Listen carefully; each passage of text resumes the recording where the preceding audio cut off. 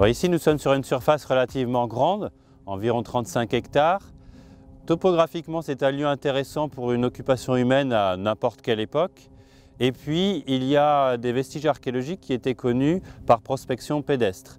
Deux types de vestiges, des vestiges d'outils en silex de la fin de la préhistoire et puis du mobilier de l'époque antique.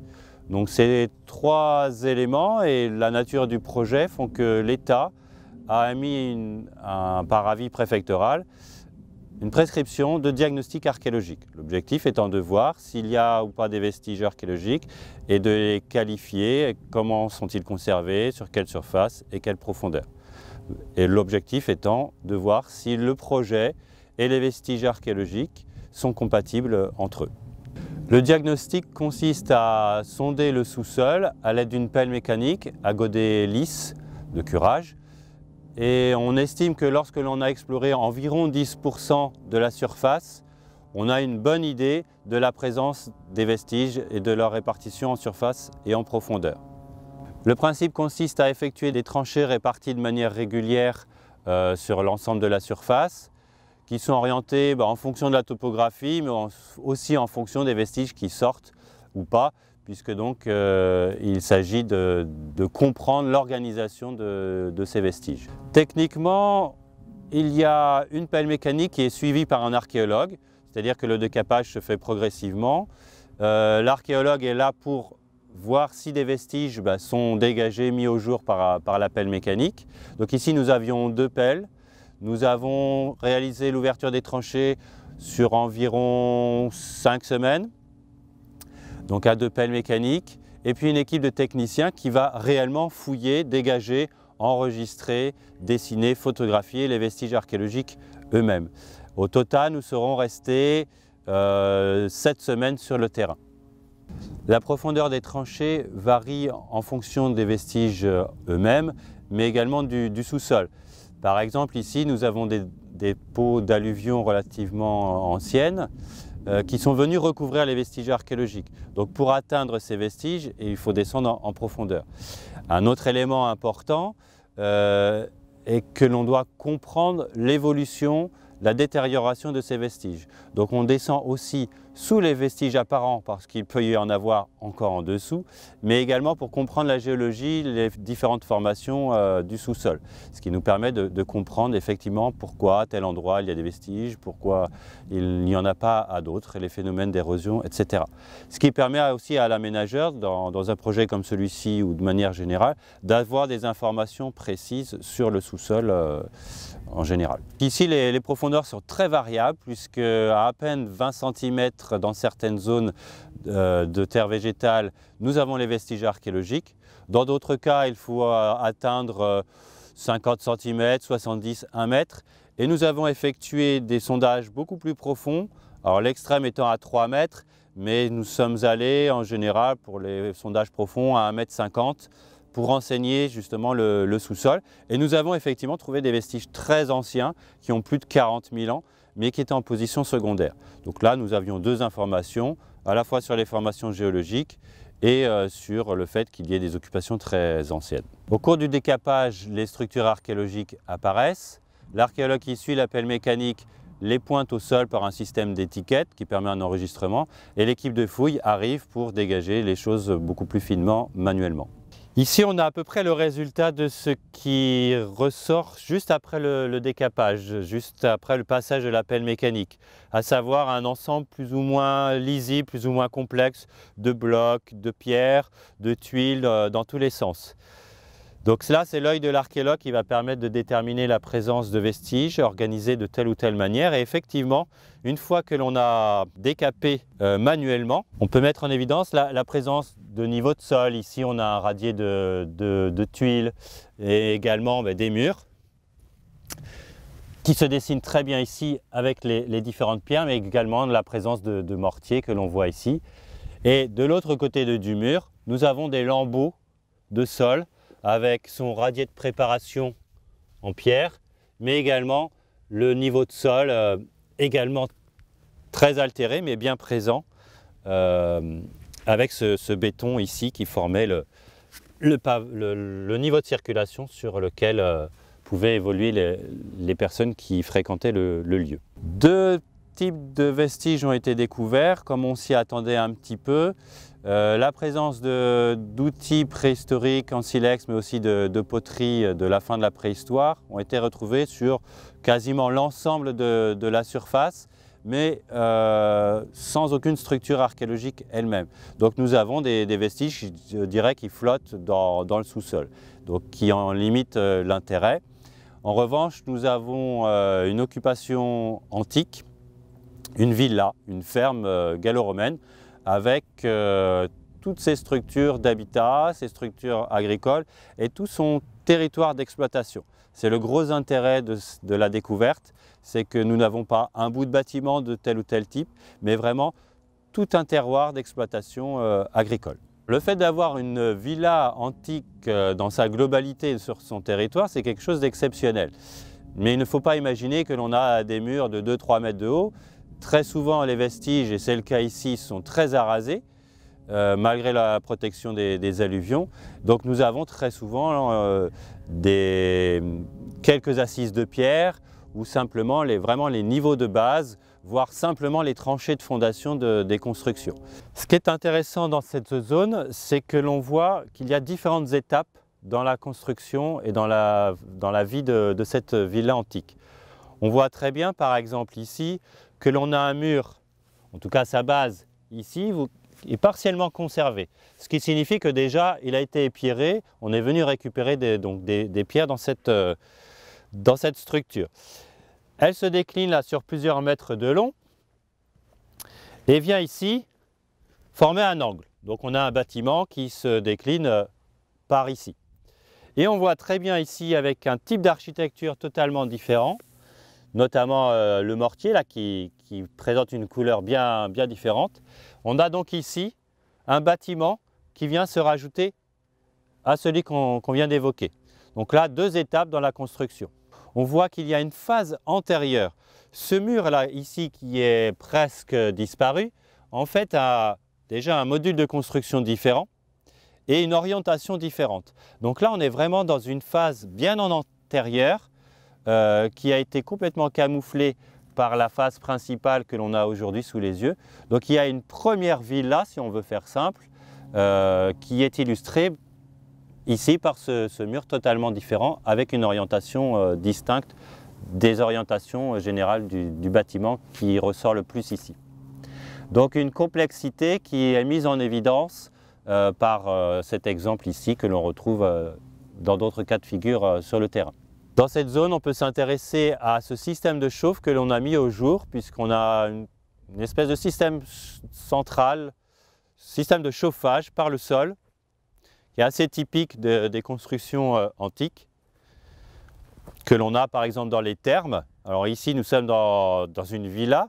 En revanche, dans les villas, on peut avoir tout simplement des salles pour accueillir du monde, des salles privées, des salles de bain. Le principe de système de chauffe des salles consiste à réaliser à faire circuler des courants d'air chaud qui sont matérialisés par un système de pilettes que l'on voit ici. Donc là, malheureusement, on a retrouvé simplement un niveau de ces briques d'argile. Donc il faut imaginer des piles comme ça de briques.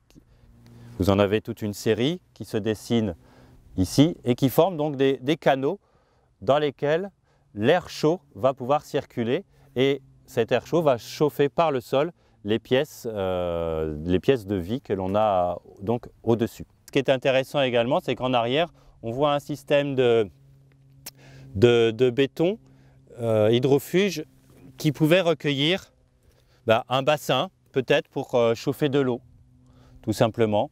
Donc un système de baignoire, ou si c'est une activité un peu plus pratique, des bassins liés à l'activité agricole de la villa. Nous n'en sommes pas encore à ce stade de l'étude, certains, nous ne connaissons pas la fonction exacte de ces vestiges-là, mais en tout cas, un système de chauffe par le sol et probablement des bassins d'eau à chauffer également. Ici, on arrive dans une zone que l'on est tout juste en train de découvrir et de dégager, qui est intéressante parce qu'elle est très différente des autres zones mises au jour jusqu'à maintenant, avec notamment cet énorme mur, avec ce grand mur avec un module de pierre vraiment immense, donc, que les collègues ici se sont appliqués à dégager. Donc on essaye de comprendre de quel type de structure il s'agit.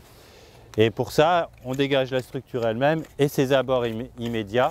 Donc ce qu'ils sont en train de dégager ici, c'est un niveau de sol, ou je ne sais pas encore comment le qualifier, mais c'est pour ça qu'on dégage l'ensemble de manière à pouvoir le comprendre. La partie agricole de la villa est représentée par d'autres types de structures que la partie habitat. Donc là, nous avons des systèmes d'enclos, des bâtiments sur poteaux, et puis tout ce qui concerne la partie agricole elle-même est constitué par un système cadastral avec des fossés parcellaires, des fosses dépotoirs liées aux différentes activités agricoles. Ici, on a un ensemble de tuiles typiques antiques avec ces tuiles à rebord, mais ici on a un aménagement réalisé avec ces tuiles-là qui dessinent ce petit coffre. Venez recouvrir cet ensemble donc des tuiles à rebord en guise de couvercle. Donc on a tout de suite pensé, étant donné la taille, à une sépulture, notamment une sépulture d'enfants. La surprise a été de voir que apparaissaient quelques os d'animaux qui sont ici. Ce sont des tout petits os qui correspondent à la queue en fait.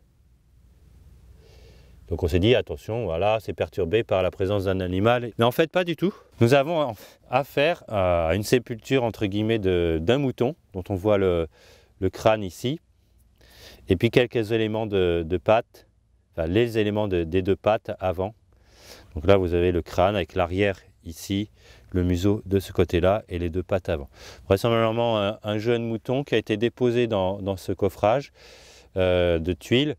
Il nous reste à voir si sous ce mouton, donc qui reste à dégager, hein, reste à savoir si sous ce mouton il y a aussi un corps humain qui a été déposé, ce qui serait une pratique relativement connue, l'association d'un corps accompagné d'un animal. Ça existe tout à fait par ailleurs. À ce stade du travail de diagnostic, nous avons ouvert l'ensemble de la surface à diagnostiquer. Nous en sommes à l'étape d'enregistrement. Donc toutes les structures sont fouillées manuellement, enregistrées, c'est-à-dire photographiées, décrites, dessinées pour la plupart, soit en numérique ou manuellement, et de manière à pouvoir traiter l'information a posteriori, puisque chaque intervention archéologique détruit partiellement les vestiges, puisqu'il faut aller les observer en profondeur et les démonter plus ou moins. Donc tout est systématiquement enregistré. Une fois que nous sommes intervenus sur le terrain, il y a la phase de traitement. Donc nous allons étudier le mobilier archéologique qui est sorti. Donc nous avons découvert des tuiles, de la brique, mais aussi de la poterie, des ossements d'animaux qui correspondent à la vie quotidienne, je dirais, des occupations de cette ferme. Et puis il y a la phase rapport. Une fois cette analyse réalisée, il faut rédiger la description de toutes les structures et du mobilier. Et c'est au vu de la réalisation de ce rapport que l'État va donner suite ou pas à ce diagnostic. Parmi les suites possibles, il y a la possibilité d'adapter le projet à la présence des vestiges archéologiques. S'ils sont concentrés dans une petite zone, le projet peut se décaler ou se faire sur une moins grande envergure. Ici, c'est assez difficile dans la mesure où il y en a un peu partout sur l'ensemble de la zone prescrite. Donc il y a la possibilité de s'adapter sur les zones décapées plus ou moins en profondeur, en fonction de la profondeur des vestiges. À certains endroits, les vestiges apparaissent à 20 cm sous la terre végétale, à d'autres, ils sont à un bon mètre. Ce qui fait que là, le projet, en l'état, n'impacte pas les vestiges archéologiques. Dans ce cas-là, présence de vestiges ou pas, le projet peut se faire.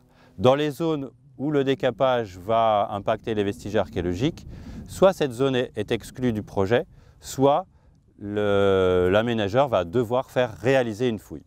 Au vu du rapport, ce n'est pas l'archéologue qui va décider s'il doit y avoir une fouille ou pas.